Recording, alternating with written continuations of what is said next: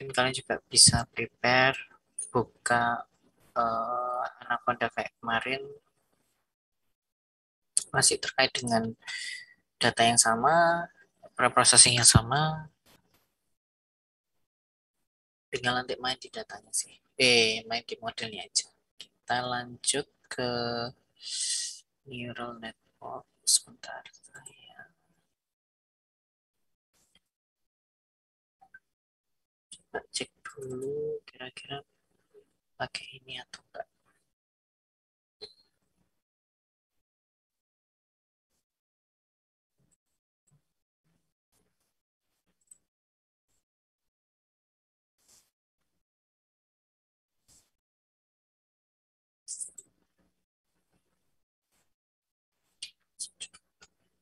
Jangan sih.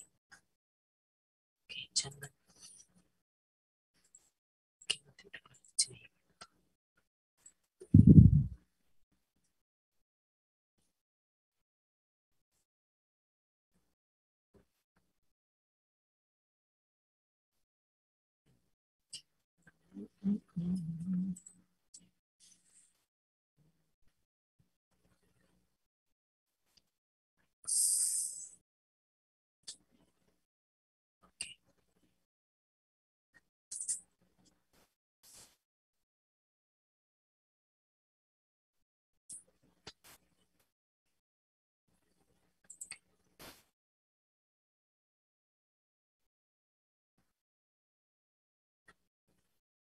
Siapkan dulu.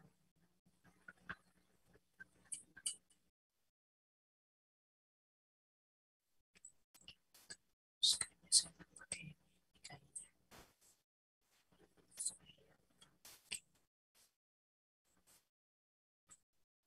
Slide-nya dari saya aja deh.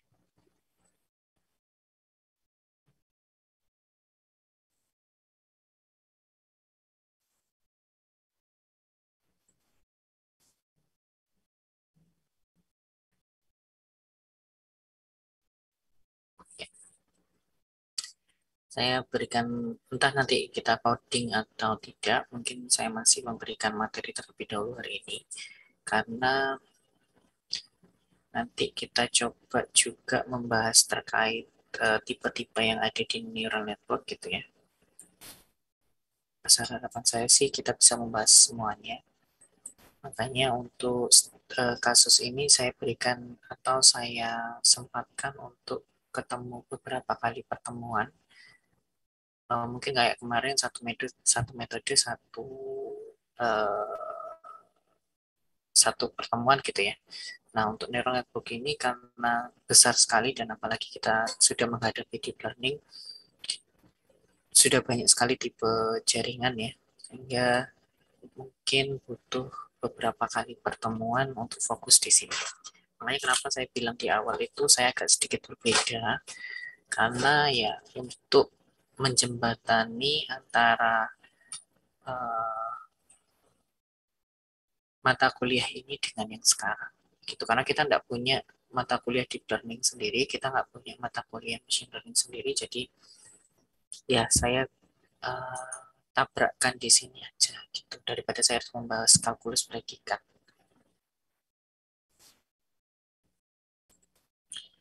Ini saya pakai uh, ya punyanya pembimbing saya ya. Nah, kalau saya lihat yang itu terlalu simple. Jadi ini pengertian dari artificial neural network. Ada yang pernah ambil mata kuliah jaringan saraf tiruannya Pak Isan enggak di sini? Sebelum saya lanjut. Saya pernah. Hmm? Saya pernah. Oh, Rido pernah. Siapa lagi yang pernah? Saya Pak. Saya itu siapa? Hamzah Pak. Oh, Hamzah ya.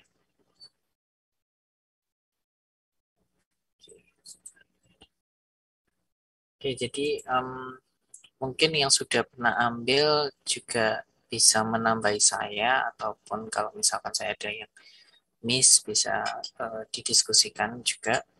karena saya hanya akan membahas secara general aja, gitu ya, nggak yang detail banget sampai harus menurunkan rumus gitu ya, karena ini mata kuliah pilihan.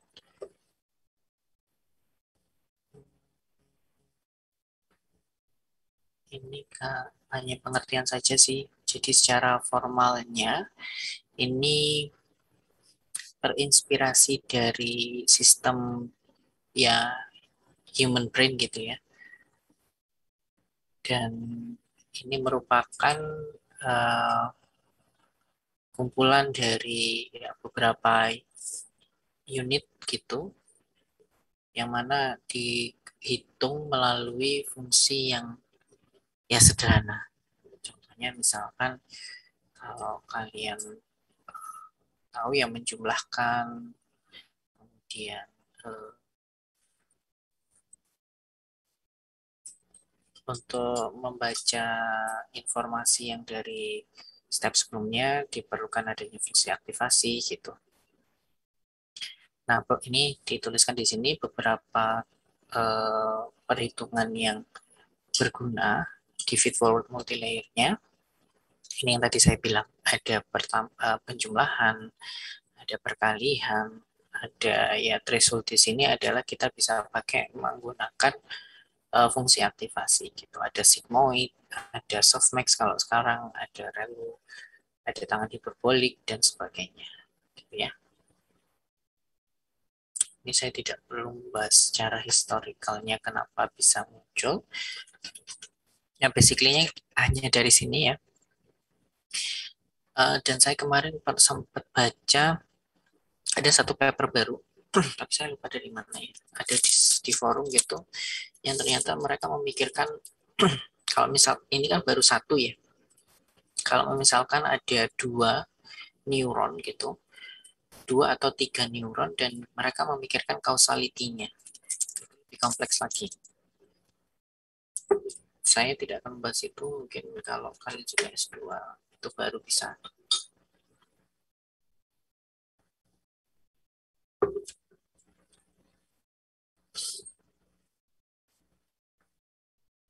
Jadi basicnya hanya ini, ada ya, nanti ini adalah input kita, kemudian nanti kita proses. Nah, prosesnya di sini adalah sampai saat ini pun uh, masih berusaha untuk mengartikan gimana sih dalemannya nanti gitu.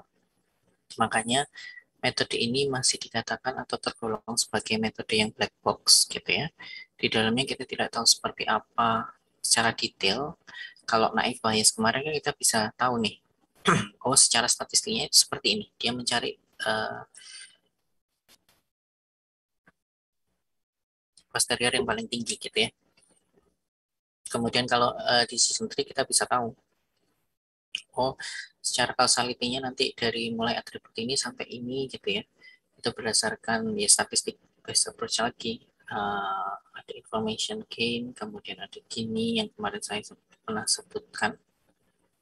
Nah kalau ini itu nanti kita hanya berbicara ya bobot-bobot yang diupdate terus, yang dijumlahkan, dikalikan, atau kita membaca artinya itu dengan threshold tadi ya, yang disebutkan di sini dengan fungsi.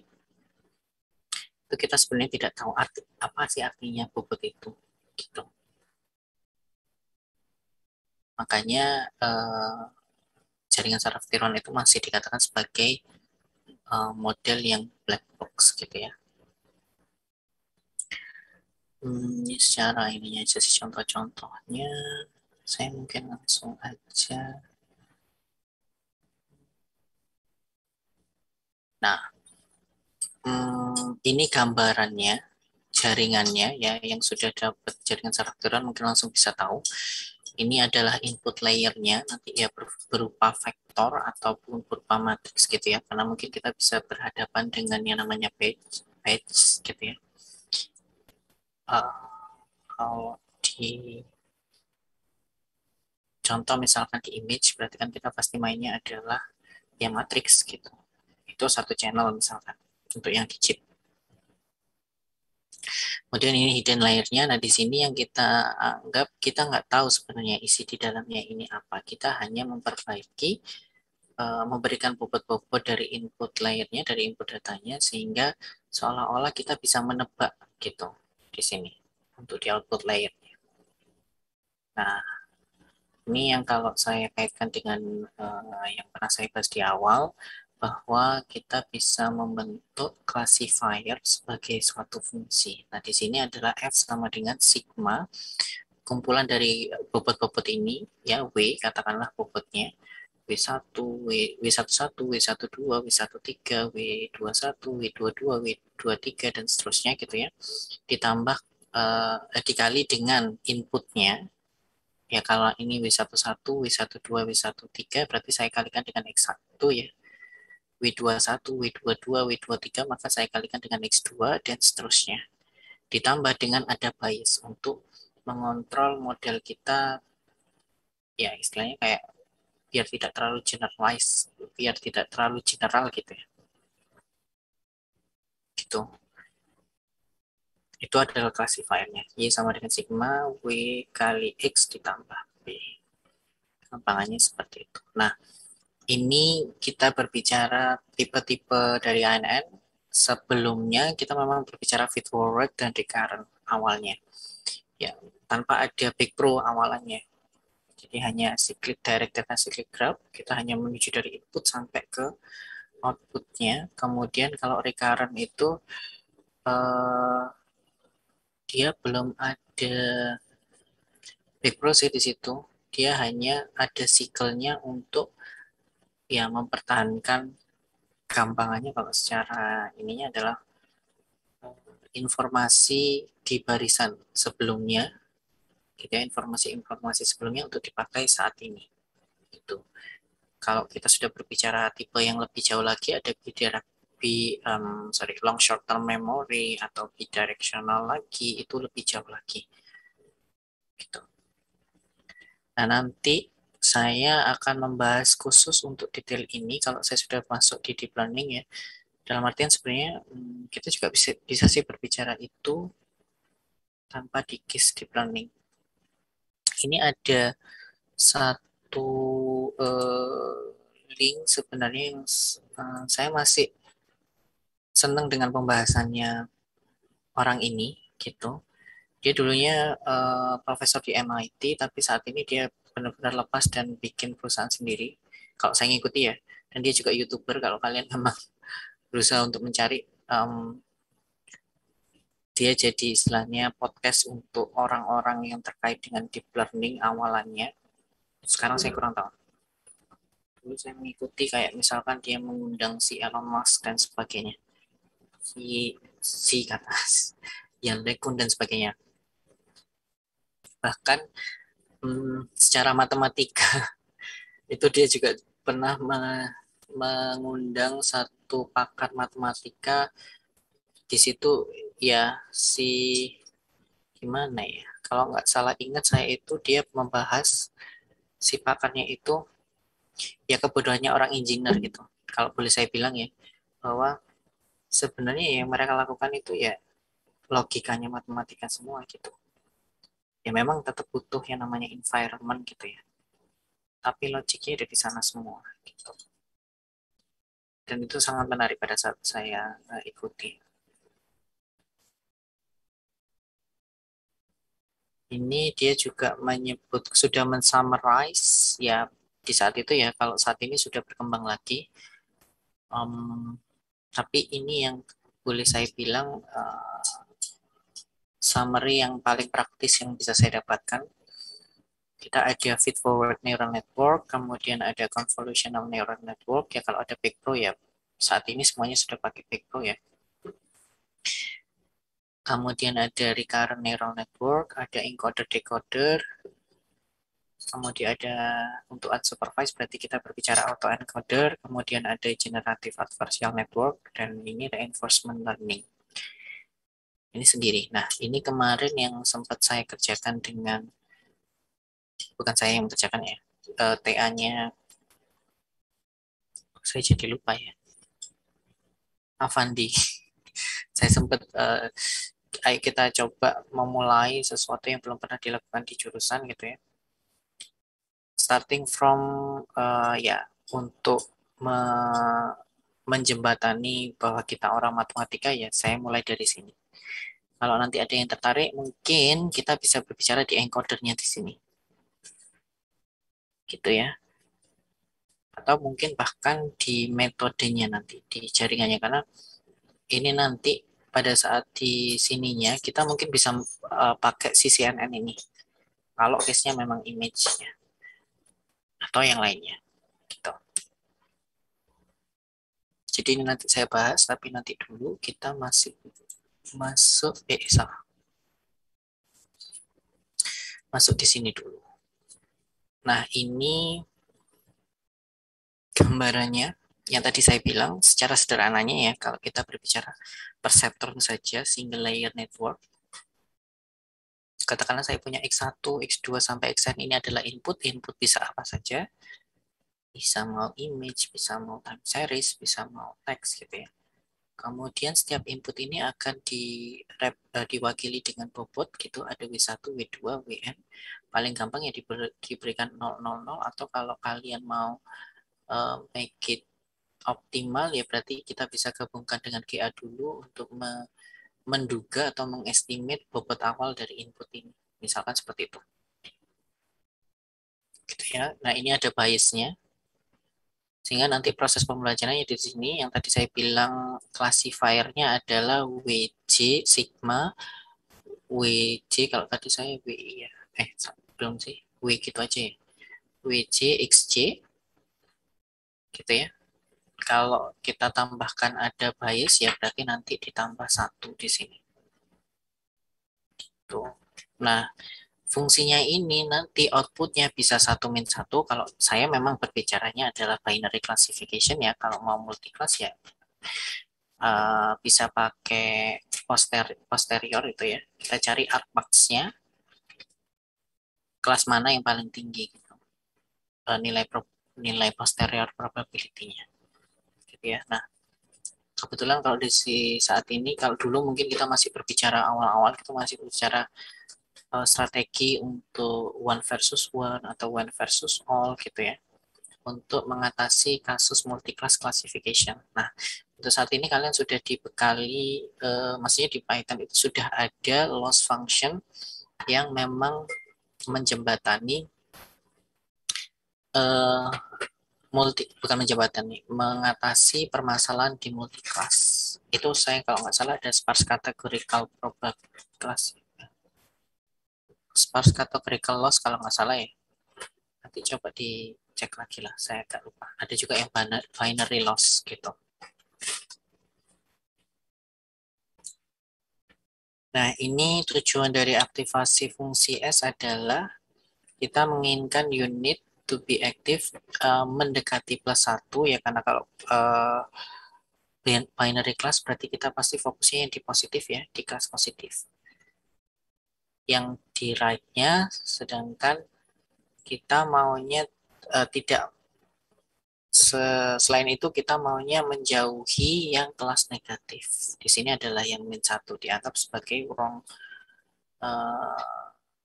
kalau kita mau memasukkan input yang salah. Katakanlah saya hanya awalannya itu punya data image digit itu ya, katakanlah saya ingin memasukkan angka 0 dan 1. Gitu. Tiba-tiba saya masukkan 2. Nah, saya pinginnya 2 ini akan dikenali -1 di sini untuk fungsi aktivasinya. Nah, itu bisa pakai sigmoid, bisa pakai sigmoid itu hiperbolik nggak ya? Saya agak lupa ya. Nggak sih, beda.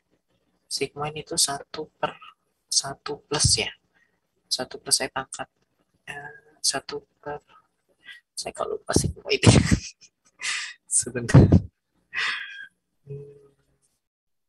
Nah, ini ya benar 1/1 plus E pangkat min X. Kalau tangan diperbolehkan E pangkat X min E pangkat min X ya, per E pangkat X plus E pangkat min X. Itu tangan hiperbolik. Nah, di sini kita ya kalau kasus lebih kompleks ya pasti kita butuhnya adalah S itu non-linear. Nah, kalau yang tadi kita bisa pakai linear ya, pakai fungsi fungsi sepotong-sepotong. Kalau dia masuk di kelas positif ya plus satu, kalau dia kelas negatif ya dia min satu. Nah, ini kayak Avandi kemarin eh, paper yang dirujuk itu dia baru main di yang fungsi ini. Makanya saya berpikir kenapa kita tidak coba fungsi yang ada di kalkulus, kan ada banyak, karena kasusnya pasti itu adalah non-linear. Dan sesuai dugaan di awal, ya meskipun prosesnya panjang karena Avandi juga harus menurunkan rumus rewardnya, dan keren sih dia bisa mengulik-ulik sendiri ya kalau menurut saya, tanpa saya arahkan detail bahwa kamu harus ini lo nurunkannya enggak. Eh, kita beranjak ke fungsi nonlinear dan akhirnya hasilnya bisa lebih smooth gitu. Ya secara dugaan awal aja karena kasusnya itu kompleks, nggak mungkin kalau kita hanya berbicara plus satu dan min satu gitu.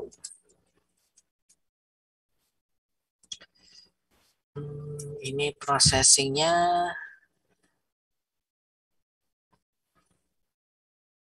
ini kalau kasus source sih, ini contoh sih, saya agak malas untuk memberikan contoh. Mungkin kalian nanti bisa baca di internet sendiri ya.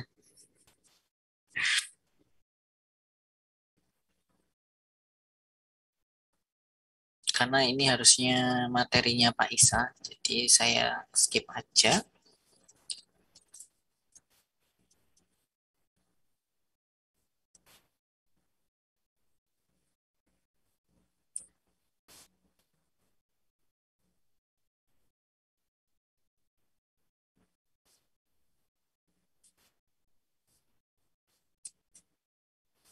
Nah, kalau kita hanya berbicara lurus gini aja ya, pasti kita nggak mencapai yang namanya um, global optimum, katakanlah ya untuk ekstrimnya.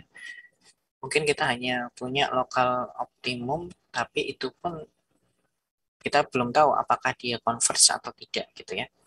Sehingga kita bisa pakai yang namanya ini ya, gradient descent learning rule.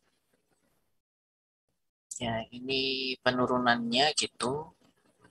Saya sebenarnya sudah bikin sih, cuman ya, gitulah.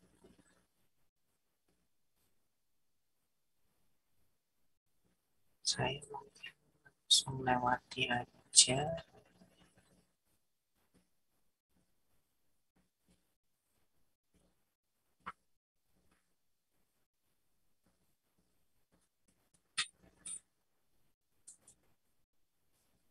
Nah, ini contohnya kenapa aku harus itu ya. Nah, ini kalau regression kita bisa pakai identity function. Kalau binary classification kita masih pakai bisa pakai sigmoid ya. Kalau multi-class ini yang saya bilang kita bisa pakai softmax. Di sini yang kita approximate gitu ya, kita dekati atau bisa kita istilahkan sebagai posteriornya kalau secara statistik model gitu ya.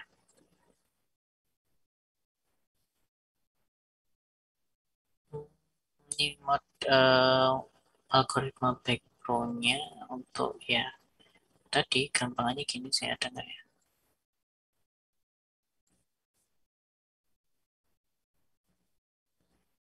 Kalau saya punya gampangannya ini ya, kalau saya punya ini gitu, terus saya punya nggak ya? Bentar, saya cari deh.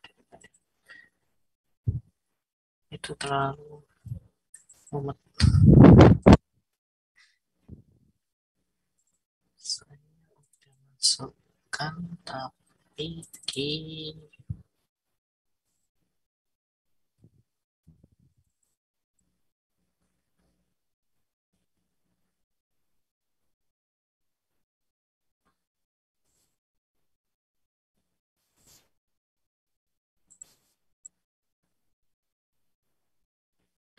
di mana ya?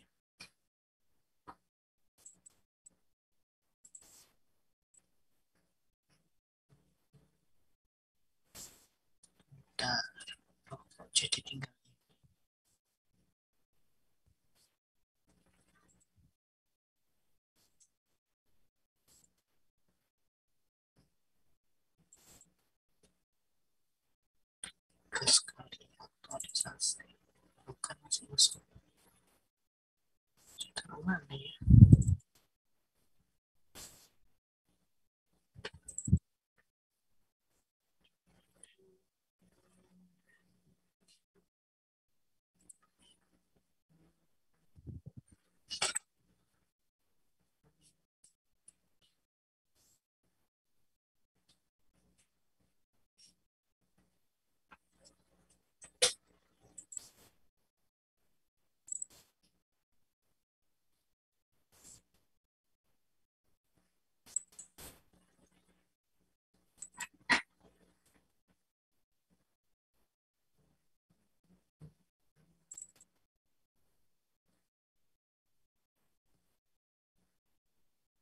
Semoga tidak salah.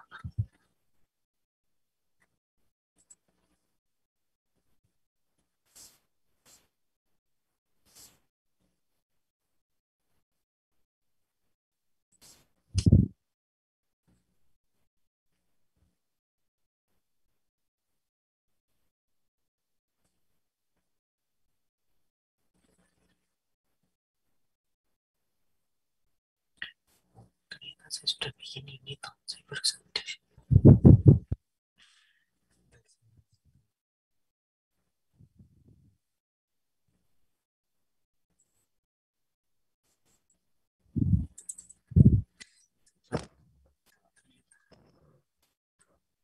Ini kok baru pada banyak yang masuk ini. Dua.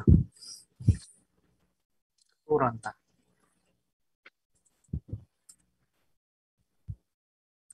Ini saya share lagi. Saya dulu sudah sempat bilang. Nah ini yang model yang kita harapkan tadi yang saya bilang. Saya kelupaan kalau saya sudah punya ini.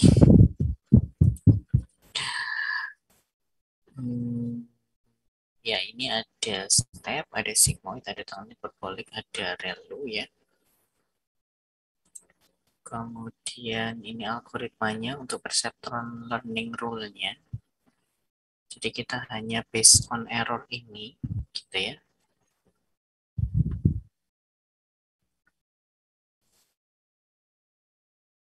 Kemudian kita mencoba untuk menggunakan gradient descent rule, meskipun ini tadi kita sudah berusaha untuk memperbaiki bobot kita dengan ini melihat errornya, tapi ternyata dia gagal kalau misal kasusnya non-linearity, non-linear, gitu ya. Sehingga di sini kita coba untuk membuat sebuah loss function dengan meminimize errornya.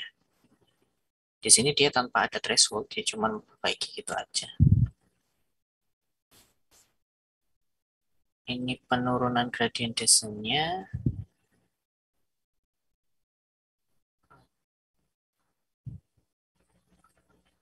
Ya, Y ini adalah si data aslinya ya. Data aslinya, output data asli, yang ini adalah output prediksinya. Makanya ini dikatakan error. Gitu. Nanti kira-kira yang minimum yang mana?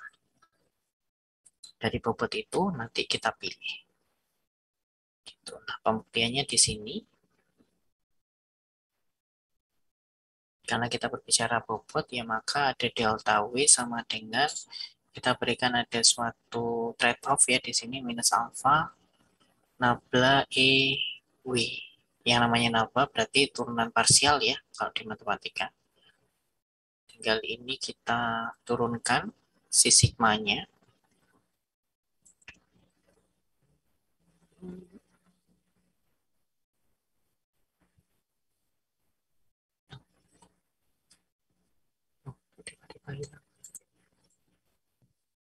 Nah, sehingga nanti delta WJ-nya itu ketemu alpha ini. Nah, alpha ini apa trade-off-nya tadi? Inilah learning rate-nya. Ya, karena kita mau ambil minimum ya semakin kecil akan logikanya semakin bagus. Biasanya kita pakai kayak 0,001. Gitu. Ini tentu Kalau tadi masih single perceptron, kita moving ke multi layer perceptron untuk mengatasi non-linearity-nya tadi dengan menambahkan satu layer di sini hidden ya. Kalau tadi kan kita hanya ada bobot terus dimasukkan ke outputnya langsung ya. Tadi masih sama. Ini algoritma Backpro. Nah, ini tadi saya bilang, ini katakanlah node untuk outputnya, seperti yang saya bilang tadi, ini adalah output, makanya saya berikan warna biru ya, hijau katakanlah. Ini akan saya update untuk kesininya. Nah, tidak berhenti sampai di situ. Itu baru rule pertama. Ini kan baru yang output ke ini, ke node yang pertama ini, yang n-1 ini. Kita belum menuju yang ke n-2. Ini baru rule 1, makanya saya tuliskan di sini ya, penurunannya.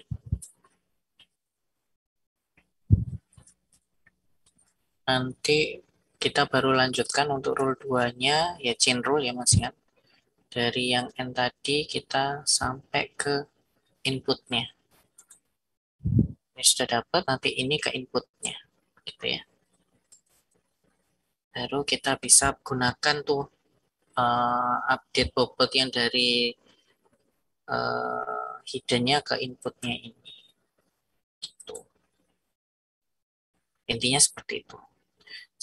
Silahkan dicari sendiri sih. Ini sudah saya turunkan. Saya agak malas untuk membaca.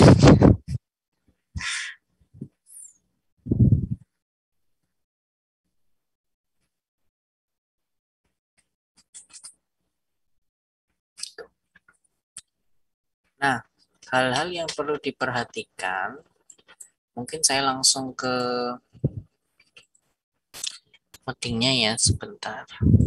Kita nanti kalau zaman dulu memang kita harus coding dulu. Kalau saya pas mata kuliahnya Pak Isa, multi layer kita backpro kita hitung sendiri ya, karena kita juga dilatih untuk menghitung dari awal sampai akhir gitu. Contoh, saya nggak tahu untuk sekarang masih sama atau tidak. Kalau sekarang sih, kalau saya sih kita pakai ini aja dari scikit-learn-nya. Cuman meskipun kalian nanti menggunakan, alangkah baiknya kalian lihat di sini dia punya parameter apa aja. Itu ya, di sini ada banyak sekali. Ada aktivasi. Ini yang untuk menentukan outputnya. Kalau kalian berbicara binary, mungkin logistik ini masih bisa. Kalau multi class, mungkin kalian bisa pakai softmax nanti atau relu ini juga bisa. Gitu ya. Kemudian solvernya, nah ini sudah pengembangan sih. Kalau kita misalkan di algoritma backbone-nya dulu adalah SGD ya, sudah bukan gradient descent lagi, tapi sudah pakai stokastik. Nah saat ini yang sering digunakan adalah Adam. Tuh, kalian juga harus nyoba-nyoba.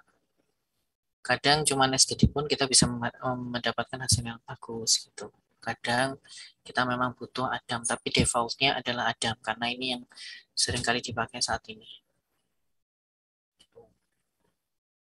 Ini yang tadi saya bilang learning rate-nya itu adalah 0,001. Nah, kalau diajarkan Pak Isa dulu kita nggak bermain byte size, kita hanya bermain satu input data, satu input data, satu input data ya. Tapi sampai bukan sampai ya, perjalanannya riset di sini kita bisa menggunakan byte size untuk kadang ya. Ini juga kalian saya beritahu. Ini pengalaman saya pada waktu kemarin bimbing ataupun uji anak-anak itu ada yang gini, itu dibiarkan. Ini ya sebenarnya ya kalian masih padahal niatnya SGD sama Adam itu untuk mengatasi si ini. Tapi kalau misalkan kalian memang sudah pakai Adam ini masih error, itu artinya kalian sedang menghadapi dimensi yang tinggi. Modelmu terlalu simple, bisa dikatakan seperti itu. Meskipun katakanlah hidden layer kalian sudah pakai 10 gitu ya misalkan. tapi ternyata masih menghasilkan seperti ini, bisa ditambahi hidden learning misalkan. Tapi mungkin nanti berimpact di akurasinya biasanya. Paling gampang adalah melihat batch size-nya. Katakanlah kalian itu baru menggunakan si 32. Katakanlah. Coba dibesarkan 128. Ini pengalaman saya. Ini biasanya nanti smooth jadinya. Meskipun tidak terlalu smooth ya, misalkan seperti ini gitu. Tapi tidak sampai jump in, tidak sampai kayak time series seperti ini. Ya, meskipun time series gini banget sih time series. Ini tetap nggak boleh sebenarnya kalau kalian ini. Dan again, saya kemarin disuruh mereview beberapa paper juga yang untuk conference kita, ya otomatis saya akan tolak gitu. Overfitting kok dibanggakan gitu. Graphic learning seperti ini kok dibanggakan gitu. Daripada kita nanti malu, saya harus menolak. Ini nggak boleh seperti ini. Nanti kalau kalian memang menggunakan neural network ya, yang black box model, kalian harus bisa menunjukkan ini smooth. Entah dari batch size-nya yang pertama, entah dari Adam ini ya, kalau memang sudah pakai. Atau bisa juga dari permasalahan ininya.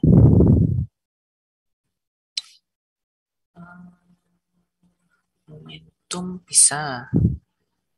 Di sini nggak ada ya.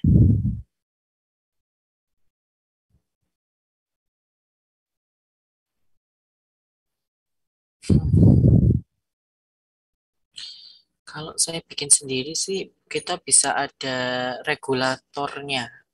L1, L2 norm itu juga kita bisa. Kita bisa ini sih mungkin ya L2 penalti ini sebenarnya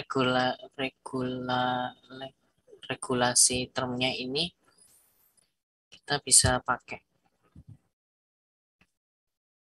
Entah itu L2 atau entah itu L1 kita buat learning ini bukan learning rate ya. Learning rate-nya ini ya saya baru sadar. Alpha ini ternyata adalah regulasi termnya. Biasanya karena tadi saya pakai alpha makanya saya pikir ini learning rate. Ternyata learning rate-nya ada di sini. Biasanya ya pakai 0,001 gitu paling gampangnya. Nah, kalau enggak ini yang tadi saya bilang untuk mengatasi si time series tadi. Kita harus lihat di sininya. Saya nggak bisa bilang 0,01 itu defaultnya lebih bagus. Ternyata kadang itu tadi saya pakai 32 katakanlah ya batch size-nya, kemudian saya rubah 128, ternyata dia masih geronjal-geronjal gitu ya, apa sih, naik turun. Ini saya ternyata perkecil. Kalian juga harus bisa, ini L2 ya sayangnya. Soalnya kalau yang di TensorFlow itu kita ada L1, L2. Jadi bisa tahu mana nanti kita pakai L1, mana kita bisa pakai L2. Again, saya tidak bisa memastikan karena ya ini kalian kalau TA harus dicobai semua. Terus pikir kalian kalau kalian memasukkan data kalian tanpa ngeliat ini hasilnya adalah 98. Again, saya yang pernah bilang anak-anak itu bikin model.fit ya. Katakanlah kalian sudah bikin modelnya, X-train gitu ya. XPR katakanlah. Terus ini kalian memasukkan X-test. Ya, ini yang saya bilang agak kasar gitu ya, kebutuhan hakiki. Kalian buat ini sebagai evaluator untuk model, tapi kalian pakai untuk predik lagi. Model to predict. Ya pasti overfitting, ya pasti akan bisa dapat hasil yang bagus. Dan kalian tidak melihat learning curve-nya. Mungkin learning curve-nya ini bagus, tapi pada saat dia dites, dia ngelambiar ke atas. Nah, itu nggak boleh. Atau bahkan ini kemudian ini gini nggak apa-apa sih, tapi dia begini di akhirnya. Ya, ini nggak bisa. Ini juga tidak bisa. Ini underfitting.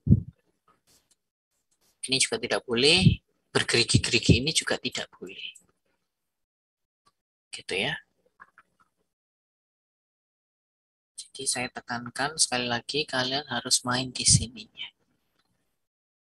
Meskipun kalian menggunakan dari scikit-learn, kalian nggak serta-merta terus dibiarkan. Gitu ya. Oke, kita coba main sedikit untuk yang data Titan kemarin.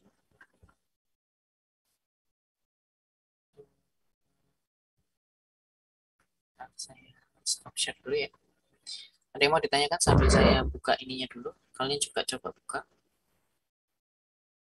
Mana kontennya?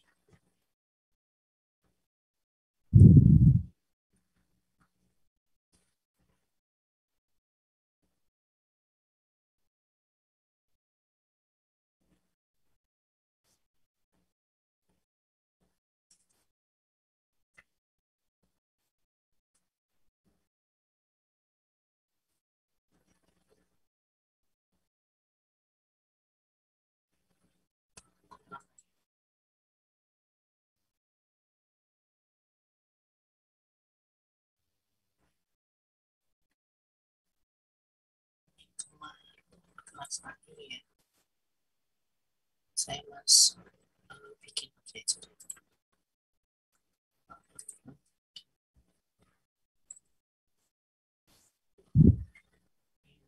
Multi layer persentron aja ya. Mungkin minggu depan kita nyoba untuk bikin kalau RNN gimana, kalau CNN gimana gitu ya.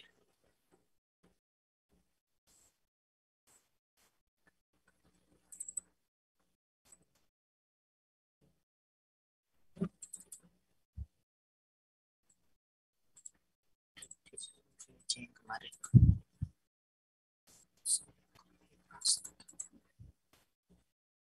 Oke, saya share lagi.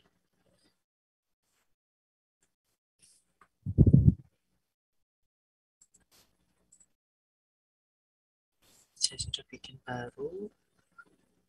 Oh iya, saya rename aja deh.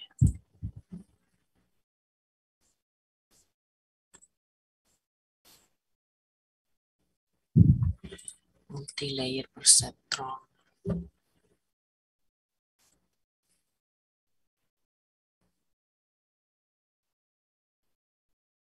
Oke, yang perlu saya ganti adalah di sini kalau ngikuti si scalar-nya tadi MLP nih. Di sini ada contohnya sih. Ya, ini aja saya copy paste.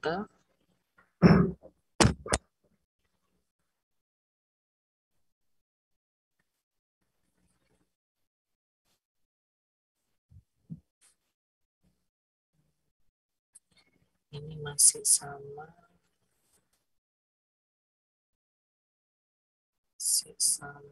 Oke. Nah, ini saya pakai MLP. Nah, itu dia. File.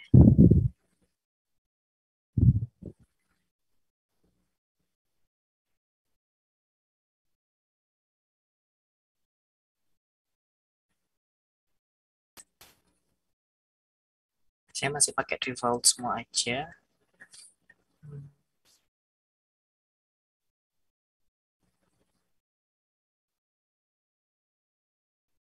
Size-nya. Oke, saya coba mungkin batch size-nya 32 dulu.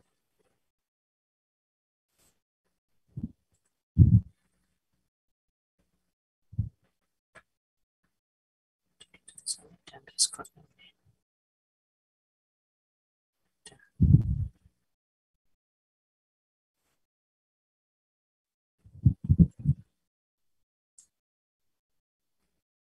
Nah, ini ke mana ya? Kayak kita coba deh.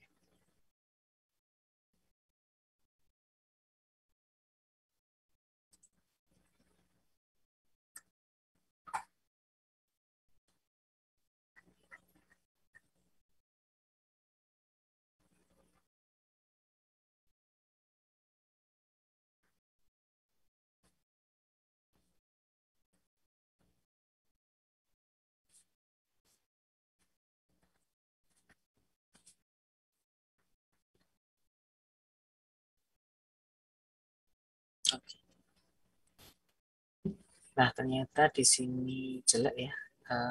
Kalah dengan yang di season 3 justru. Mungkin kita harus men-splitnya. Saya restart aja.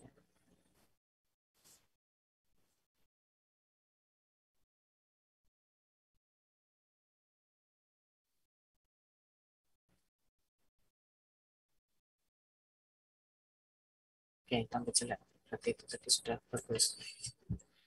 Saya main di sini dulu.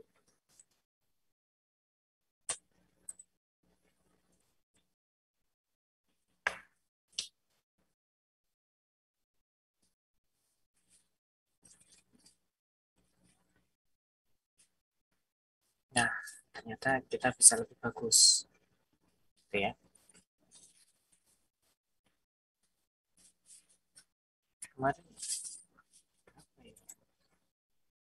Di season 3. Saya lupa.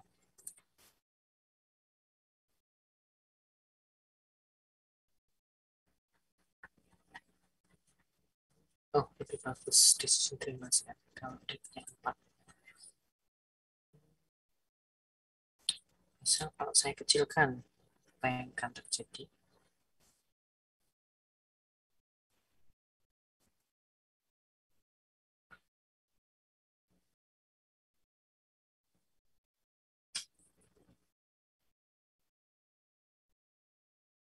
Dia lebih jelek. Oke, kalau misalkan 64 ya. 2 pangkat 6.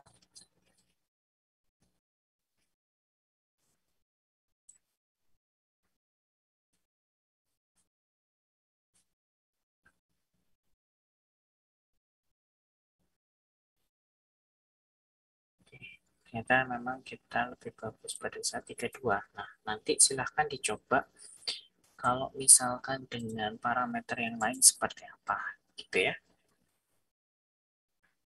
Jadi saya hanya masih pakai MLP classifier ini.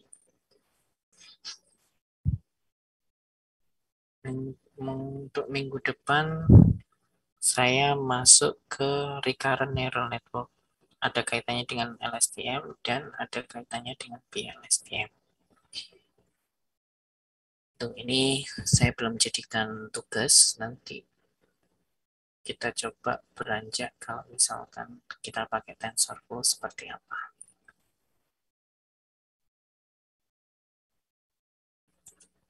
Oke, ada pertanyaan sebelum saya akhiri?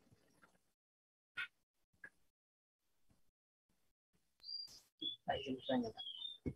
Nggak kedengeran, Rido. Suaramu kecil. Pak izin bertanya, Pak. Ya. Kalau misalkan kita nge-training gitu ya, training terus ternyata hasilnya agak jelek. Terus kita training lagi itu hasilnya makin bagus gitu, Pak. Itu apakah memang kalau misalnya kita training dengan hal yang sama itu kayak melanjutkan training sebelumnya gitu, Pak? Ini maksudmu dengan parameter yang sama ya? Iya, Pak. Ya, saya juga pernah menemui itu. Nah, sekali lagi Python ini kayak dia kecantol di environment-nya gitu ya. Pada saat kamu nge-run, kamu tidak nge-restart kan ya? Tapi kamu run lagi. Iya, Pak. Nah, itu dia pakai pada saat kamu nge-run, itu kan dia masih random kan, waiting, bobotnya di random, terus diperbaiki di learning itu tadi. Kemudian kamu coba run lagi tanpa di restart, itu artinya kamu pakai bobot yang terakhir. Paham, Rido? Pak. Nah, sehingga makanya hasilnya lebih bagus. Tapi kalau kamu run lagi ketiga kalinya, dia pasti nggak bisa. Dia pasti ya sekitaran itu aja. Pernah dicoba? Ya, hampir sama-sama gitu. Iya, saya juga mengalami hal seperti itu. Beda dengan di MATLAB. Jadi kalau si Python ini gitu, saya pertamanya kan sudah bangga ya yang pertama, oke. Terus tiba-tiba keklik, saya langsung amazed gitu, loh, bisa lebih bagus lagi. Terus setelah saya ini kan ternyata dia memang nyantol di environment-nya. Artinya kamu masih nyimpen bobot yang terakhir tadi itu. nggak apa-apa sih sebenarnya kalau mau dikatakan itu sebagai pre-trainnya aja, katakanlah seperti itu. Tapi secara waktu jelas lebih mahal karena kamu kan 2 kali running gitu itu. Nah, dan ini juga teman-teman kalau misalkan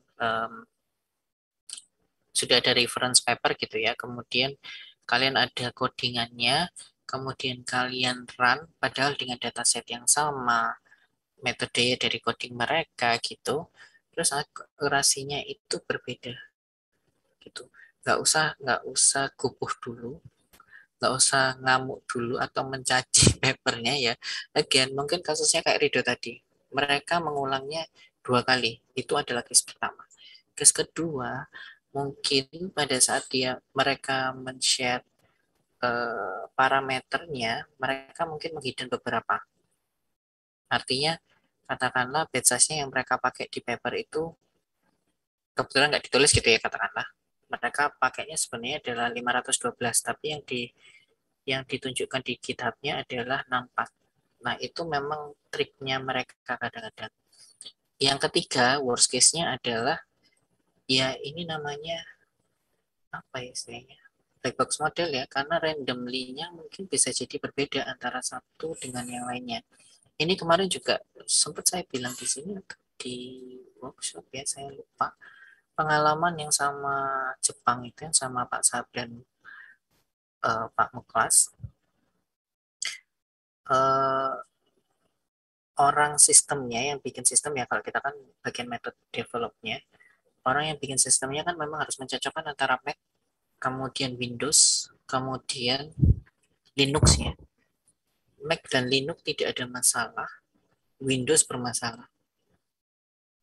Bermasalahnya di sini adalah errornya itu beda jauh sekali. Mac dan Linux ini sama, kecil, si Windows ini tiba-tiba agak gede errornya.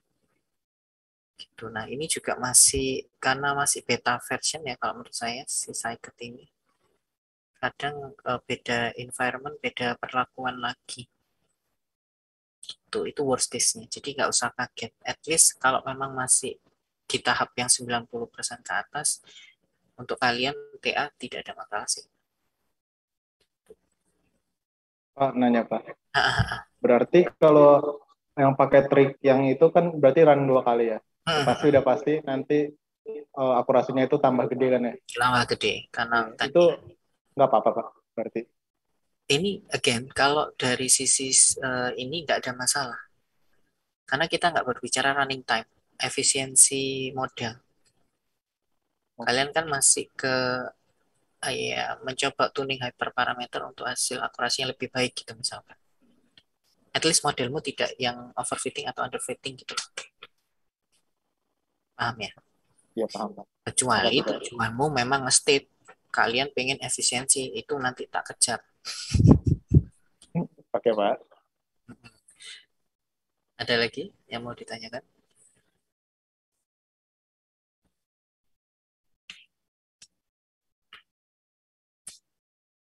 Oke, kalau tidak ada, saya cukupkan untuk hari ini. Pertemuan kita ketemu lagi hari Selasa lagi ya. Untuk tipe network yang RNN, Recurrent Neural Network, yang di dalamnya ada STM, ada GRU, kita coba di sana. Gitu ya. Mungkin datanya tidak lagi pakai data Titanic karena terlalu simpel sih. Maksudnya terlalu sedikit.